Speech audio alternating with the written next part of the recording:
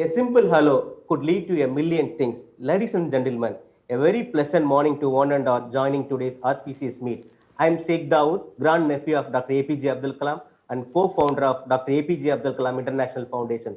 The day the power of love overrules the love of peace, the world will know the peace. Today is the glorious occasion of the 89th birthday of former President of India, Dr. APJ Abdul Kalam. We are extremely honored to have with us an esteemed dignitary, His Holiness the Dalai-Lama, who has kindly consented to impart these noble thoughts on working together for a peaceful world.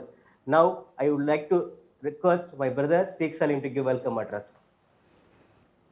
A very warm welcome and greetings to one and all present here today.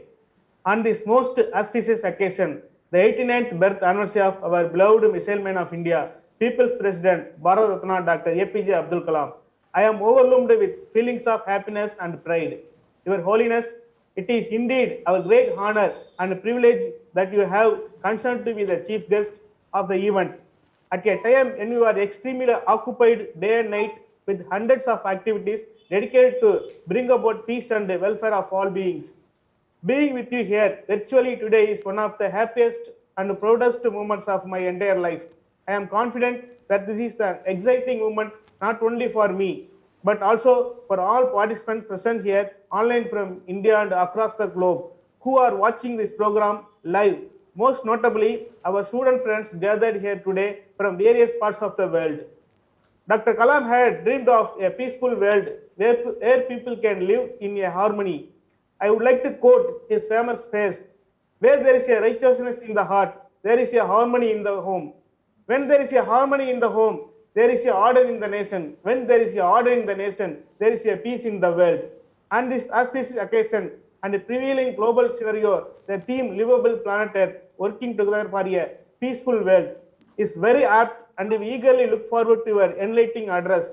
With great pride and joy, on behalf of myself, Dr. APJ Abdul Kalam International Foundation and House of Kalam, Rameswaram, wholeheartedly welcome you on this 89th birth anniversary celebration of Dr. Kalam. Thank you very much, Your Holiness. We kindly request you to grace the occasion and address the gathering. Thank you.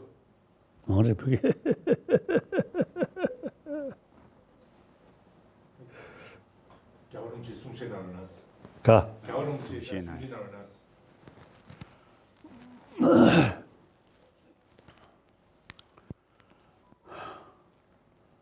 Respected friends, I feel great honor to talk something about Abdul Kalam Samarve. No. Abdul Kalam. Since I came India as a refugee, other hand, I longest guest of Indian government. When I firstly came India, 56 Buddha Jayanti celebration. Then the President Rajendra Prasad. Then Radha Krishna and so on. Many President and Prime Minister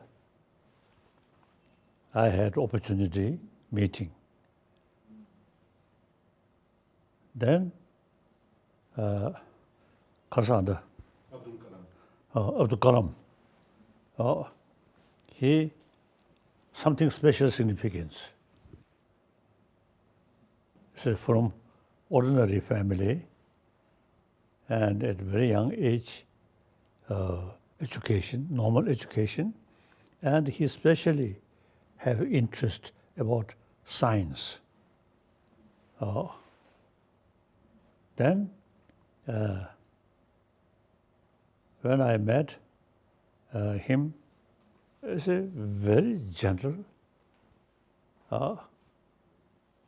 really not artificial, how say the dignity, but by nature, very gentle, like that, really dignified leader.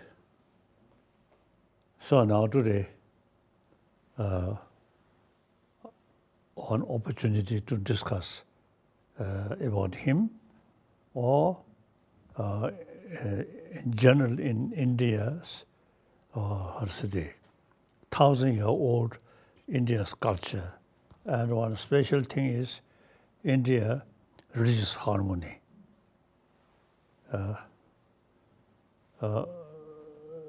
The president himself Muslim, but hold highest Indian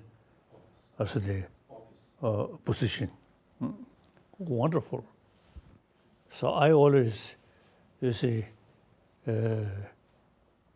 feel India is example. Religious harmony is possible. This country, over 3,000 years, and then later Muslim, Christian, Judaism, so on. So eventually this country have all major world religious tradition live together. Mutual respect and a harmony. Some cases learning. So therefore, today I feel great honor to talk about him, then general Indian as a culture or particularly religious harmony. So now, I always love discuss and discussion, including little argument. This is the logical approach. It will not say yes, yes, yes. Why? So now today, I am keen to some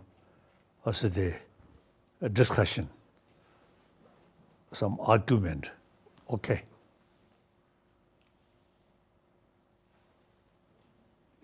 Now India generally, I always say, 1,000-year-old, about a 3,000-year-old India's tradition, ahimsa, karuna. You see this? Wonderful. And then, since you see this tradition, which based on ahimsa and karuna, meantime utilize logical approach. So in, I think, whole world, India produced most logical, logicians. Right? Logicians. And many books say logical explanation. As I briefly mentioned, even Buddha's own word will logically thinking. They sometimes reject Buddha's own word. That is something unique. And then meantime, how to train our mind, the concept of shamatha and vipassana. About 3,000 years. So these are really the great tradition of India. Now India's message, ahimsa and karuna, is very much related with well-being of humanity on this planet. lot of problem. You see, besides the violence, see, a lack of karuna. So, the India's 1,000-year-old tradition, you see, these concepts is not only just old concept, but very much relevant to today's world. So I always, you see, expressing one of my commitment is try to revival of these ancient Indian tradition, mainly karuna and ahimsa.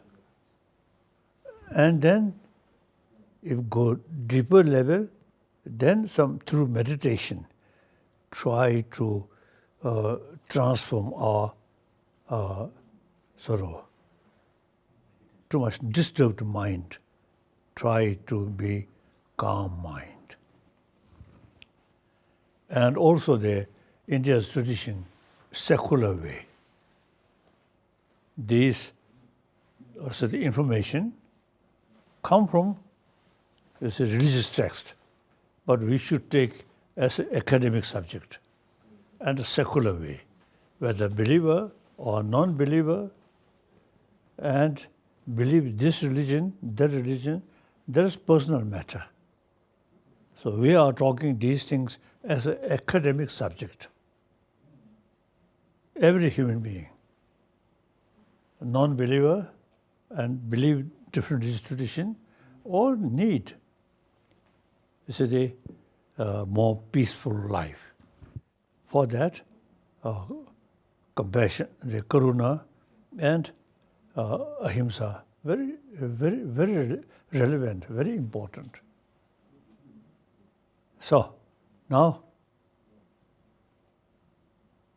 some questions or some comment, some questions. Okay.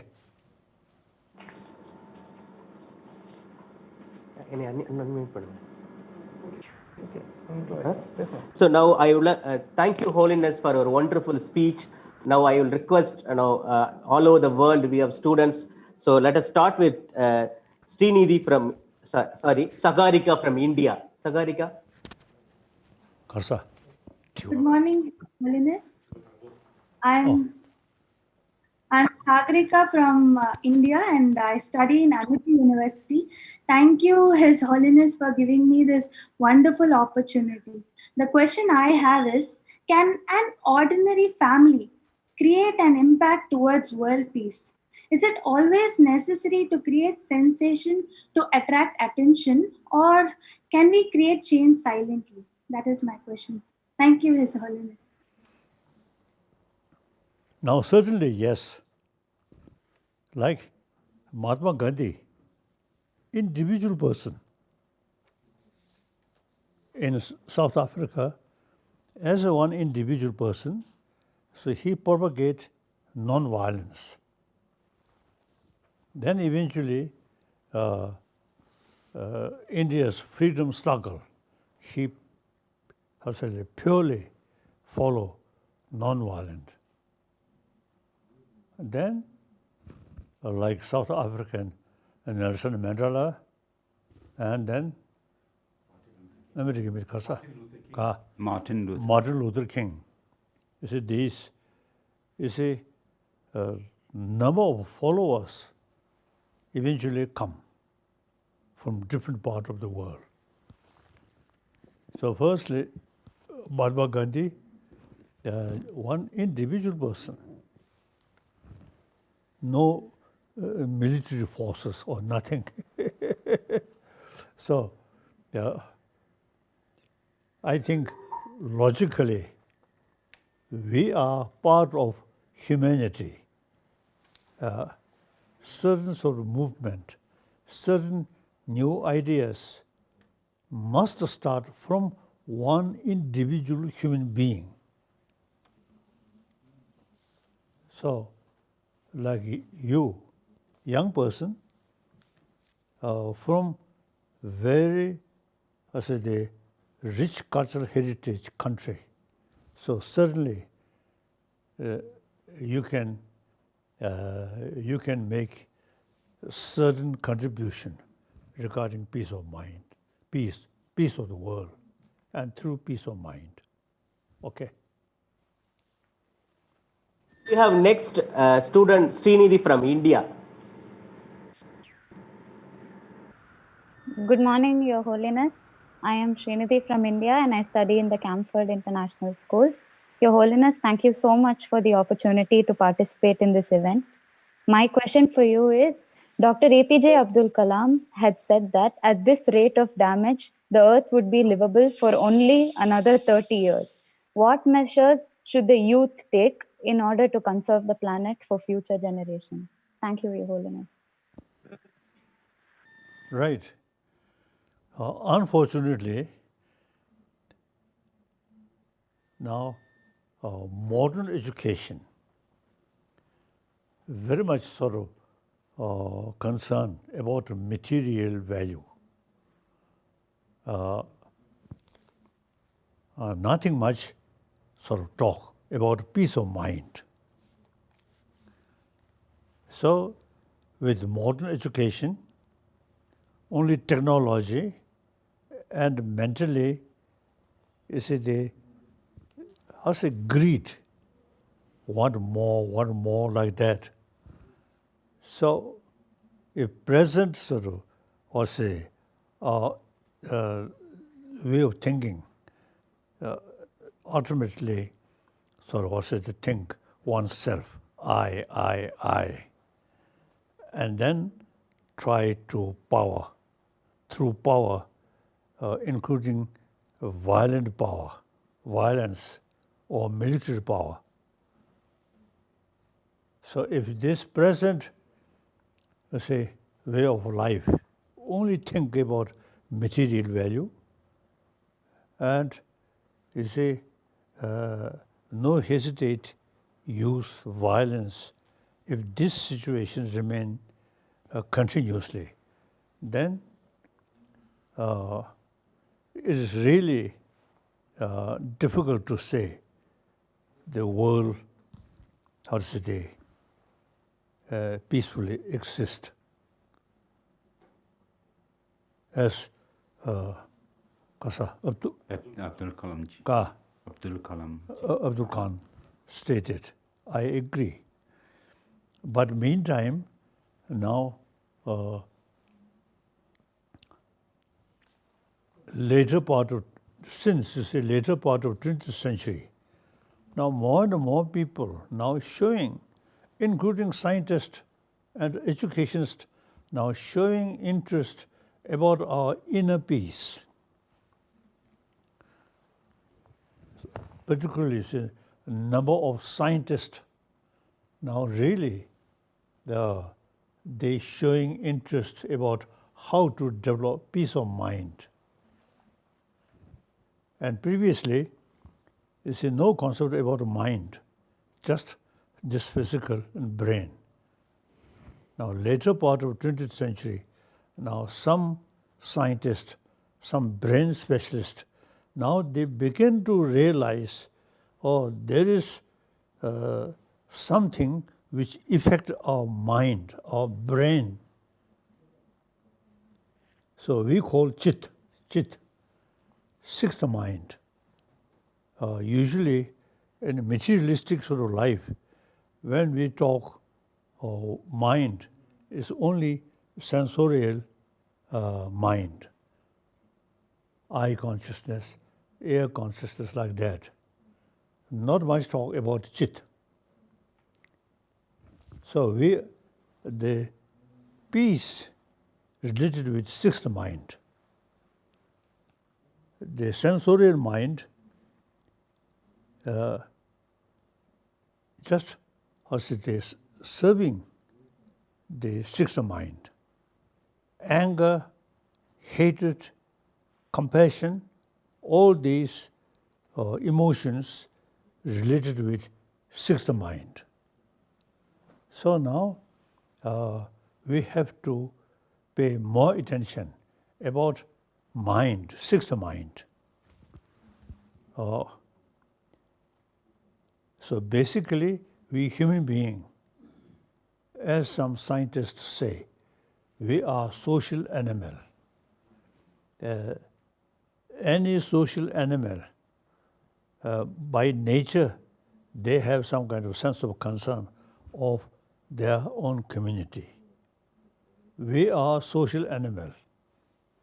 So therefore, sense of concern of your community from birth, this physical, by nature, already have that. Without that, we can't survive. As soon as born, mother take care. And mothers, also the mothers, also the also you see need the neighbors, also the friendly, with sense of community, then the family will be happier. So these nothing we also learned newly. As soon as we born, the child, mother, and neighbor always is showing loving kindness. Without that, we can't survive. This is not talking religion, not talking about next life. Just simply how we survive. Now, on top of that, we can see now today's world. A lot of, as you say, Abdul Kalam is mentioned, the materialistic sort of thinking, materialistic life, is really create a lot of problem. So if this present situation remain continuously, then on top of that, the global warming, that is very serious. Now some scientists, the ecologists, you see, they say the rate global warming quite serious. I think some news mentioned the September this year, the warmest in recent time. So now, if we think more seriously, then I think the whole world now come to nearer the end of the world. According to Indian tradition, some ancient Indian text, you say whole galaxies, there's a beginning and maintain and then gradually disappear. So our world also now begin the kasota. It's in the process. In the process of destruction. So this global warming also you see showing. Some my friend after few decades, then most rivers will dry, and Tibet become like also the desert. So this is the according ecologists or scientists now they say. Therefore, now the time come, we have to pay more attention about ecology and peace. Now with this, you see, if we think seriously, then making weapon and thinking war is self-destruction. Now we must build peaceful world. And with nature, limited nature resources, we must preserve. Now time gone, too much sort of feeling we and they and use military forces is outdated. Okay. So India's, Thank again, you.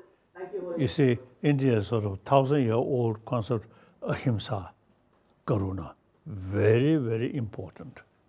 Okay. Next question. So we have Aidan Clark from UK. Oh. My name is Aidan Clark from the UK. I study at Oasis Academy, Coulsdon. Thank you, Your Holiness, for giving me this opportunity to participate in this program. My question is, how do you stay at peace when there's so much hurt in this world? Now most of the violence or problem is essentially our own creation. So therefore, now logically, we individual, you see, should try to create, you see, peaceful life. In order to carry peaceful life, peace of mind is very essential. Now here, you see, the ancient Indian sort of the psychology, they say constant anger, you say fear is destroy peace of mind and peace of life. So more compassionate mind brings peace of mind, less fear. You know, when we have more also the altruistic mind, and all your neighbor consider as your brothers, sisters, then naturally is the individual mind more peaceful, more happy. I myself, a little experience, so I always see thinking entire 7 billion human beings are human brothers, sisters. I try to promote a sense of oneness of 7 billion human beings. Differences due to color, due to culture, due to religion, that is secondary. Basically, we are same human being. So with this feeling, where I go, I always feel, oh, we are brothers, sisters. So the oneness of human being, that really brings inner peace. So when we go deeper level, and then all human beings are truly brothers, sisters, same. On a secondary level, then different color, different nation, different sort of religion, then you see we say we and they, like that. So these are secondary. Look, I think like you, young children, when you say, I think the 4, 5, 6 years old, you children, do you make distinction or emphasis importance of the differences, different color, different religion, or even you see same country, rich and poor. So we too much emphasis differences. At the beginning, we play together, isn't it? So we have the concept by nature, concept of oneness already there. Now that through education, now we must promote, we must preserve the sense of oneness of human being. In order to live small planet now happily, we have to emphasize the concept of oneness. Okay.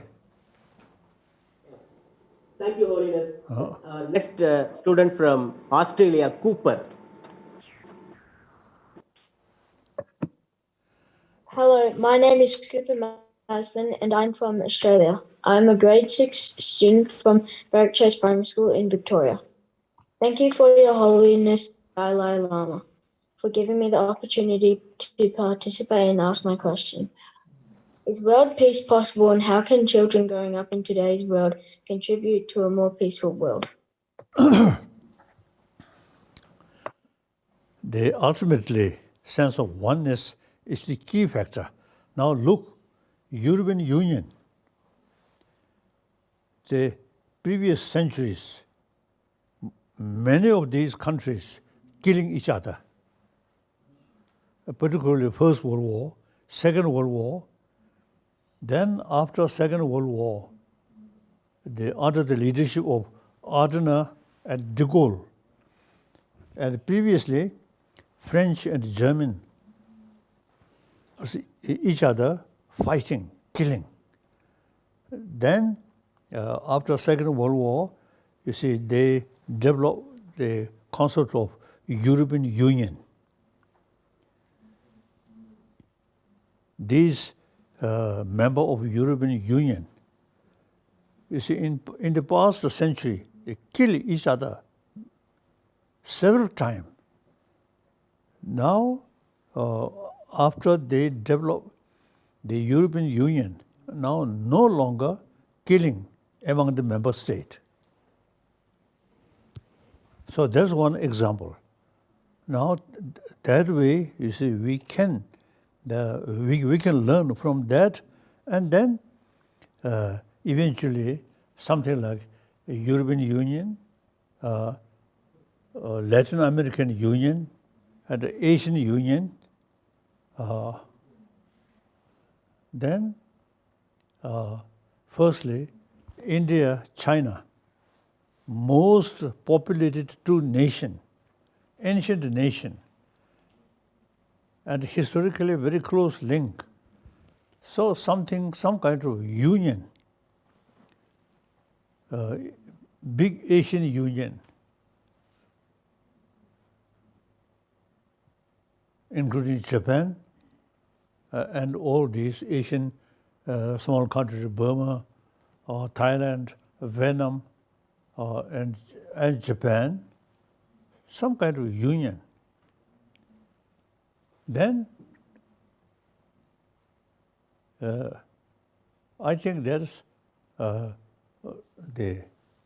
practically once we develop genuine union, then no longer military forces.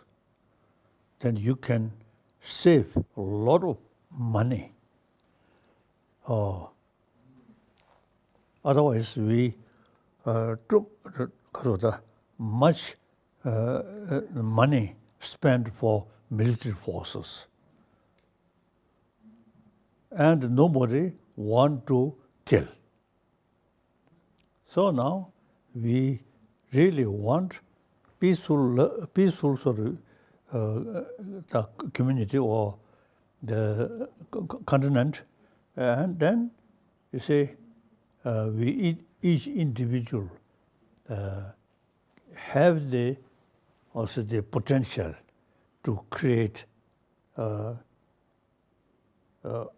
kind of union, as I mentioned earlier. So each individual, particularly you, young people, now you should think under new circumstances and new ideas, that is important. You should not copy or follow the previous generations. You see too much emphasis, we and they, and fight. That outdated. Now younger generation, like you, as I mentioned earlier, when we in school, you see, we don't care what's the differences. So long we play together, no problem. So now the younger generation, you children, should think and on the basis of what really happened in the past. Even today, leaders too much emphasis their own nation. And India, within in India, now the rich and poor, this gap, rich and poor, the poorer section of people really suffer much unnecessarily. So we should develop a sense of concern of those poorer section of people. So now, Your Holiness. oh, yes, yes.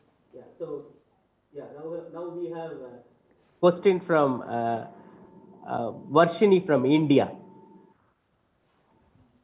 Good morning, His Holiness. I'm Varshini from India and I'm doing my 12th standard in Sedu Bhaskara School. Your Holiness, my question is, Buddha, Nabi, all came to this world with only one intention, that is to bring peace. But I guess we didn't achieve its 100%. So, should the world wait for another great prophet like this to achieve world peace? Thank you.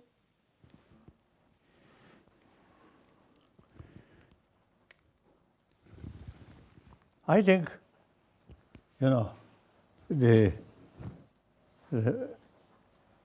frankly speaking, when Buddha's time, then you see small community, small nations, small community. At that time, you see no concept of internationalism.